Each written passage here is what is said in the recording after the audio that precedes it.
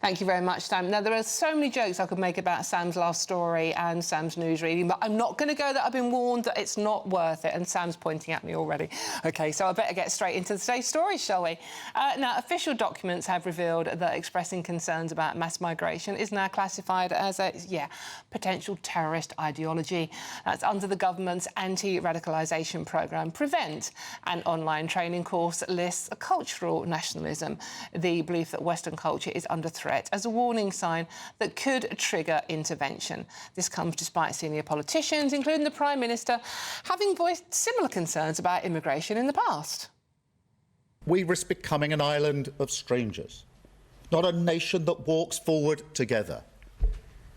So when you have an immigration system that seems almost designed to permit abuse, that encourages some businesses to bring in lower paid workers rather than invest in our young people, or simply one that is sold by politicians to the British people on an entirely false premise, then you're not championing growth, you're not championing justice, or however else people defend the status quo.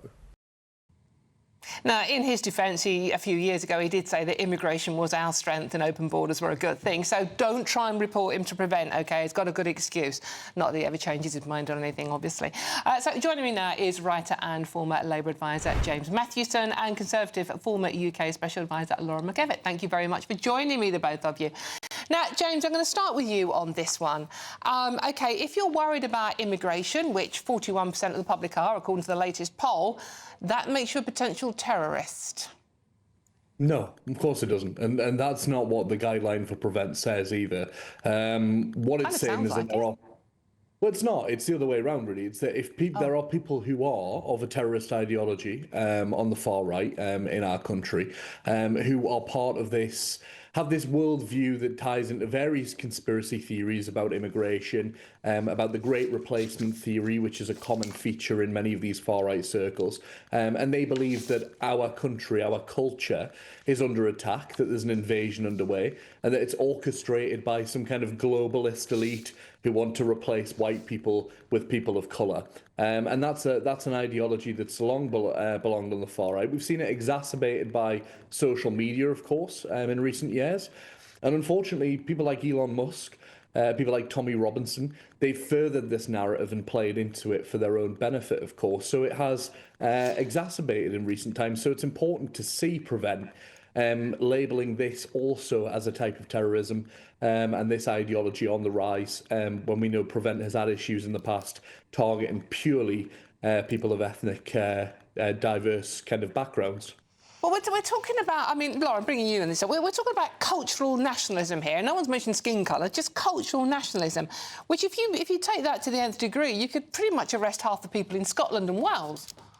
Well, I've always found it very interesting that the concept of nationalism in England and Wales and Scotland are two very different signs of sort of concepts, but I think that is not what the Prevent language is designed to look at.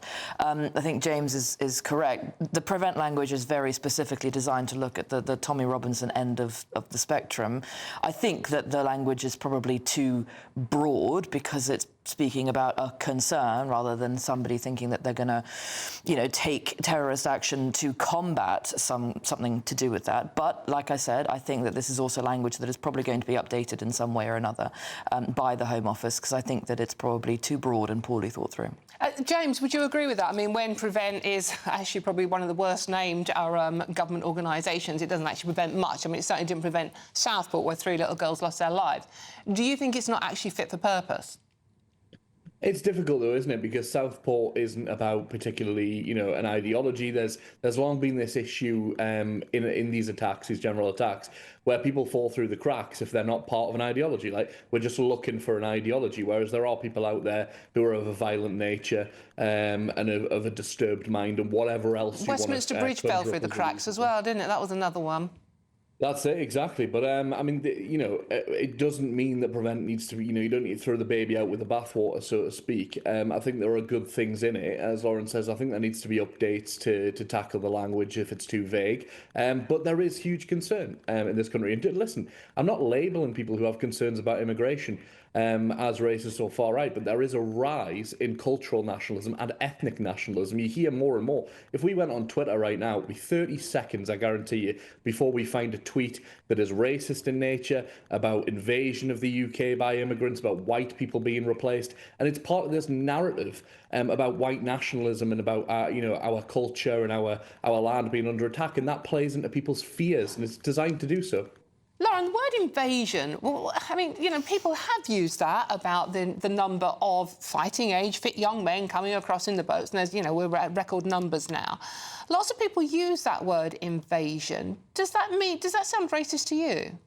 I think that there's a couple of different ways of looking at the use of the word. I think that if you take a purely sort of optics-based view of people landing on beaches in boats, then it's very easy to use a word like that in a pejorative sense.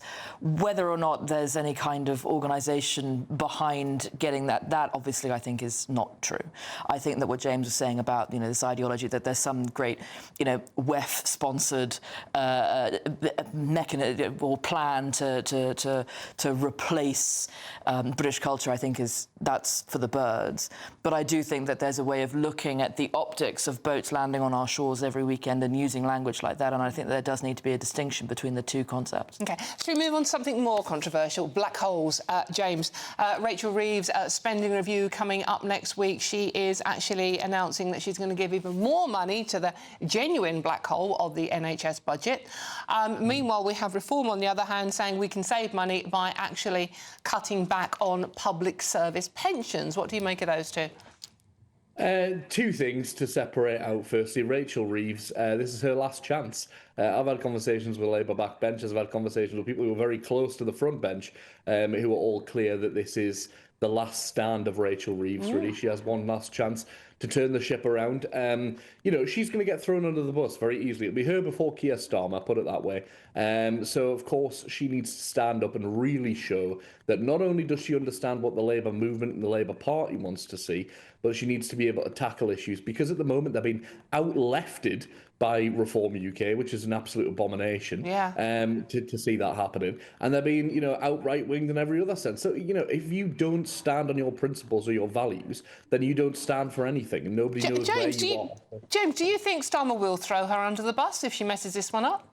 Oh, without hesitation, of course he will. You have to remember, these people look like pals, they look like partnerships, but don't forget, Tony Blair, Gordon Brown, Rishi Sunak, Sajid Javid, all these people who've come before, who are in number 11 next door to number 10. It's all pals until there has to be, responsibility, and the buck has to stop somewhere. So I think many people are really disappointed with Rachel Reeves, myself included, and the economic direction of the country. Now, if Starmer needs an excuse and needs to try and change tack because it's not been popular, then who's it going to stop with? Who's the book going to stop with? It'll be Rachel interesting. Reeves, so. Lauren, let's go to the other side of the political spectrum. What do you make of this? I think you have to be able to afford your principles. And I think part of the Labour Party's problem always has been a struggle to afford the very high principles that they have in many areas. And that's coming to a head with Rachel in the Treasury, being unable to afford the things that the Labour Party would like to see.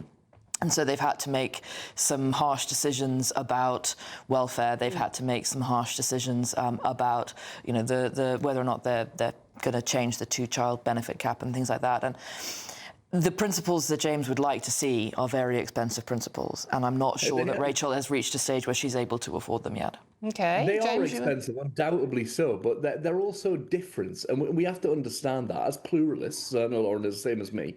We want to see difference in our politics. Now, look, we didn't, we get into politics for the same reason, but we come at it from a different approach in how to fix things. People pressed the change button at the last general election because they were sick of the 15 years prior of Tory austerity and Tory economics, right? If we just continue with Tory economics, which is more or less of what we've seen, Rachel Reeves snuggling up to private business, putting them before the public sector and the welfare state, all of those things do not align with Labour values. And look, people pressed the change button. Whether you think they voted for Labour intentionally or as against the Tories not, it doesn't matter. They voted for a Labour government, and we're not seeing Labour economics at the heart of that. OK, but Rachel Reeves is saying that £30 billion will go to the NHS at the expense of other public services. I mean, that sounds very much like a Labour thing to do, doesn't it, Lauren?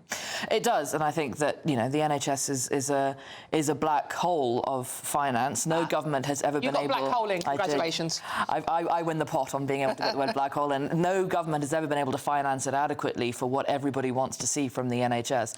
We are now basically a gerontocracy with a health system attached to it. So we do have problems with, for example, the birth rate in this country. We aren't having enough babies to be able to afford the state within the next 40 to 50 years. But I think that, you know, Labour economics, the Treasury doesn't care if you're left or right wing.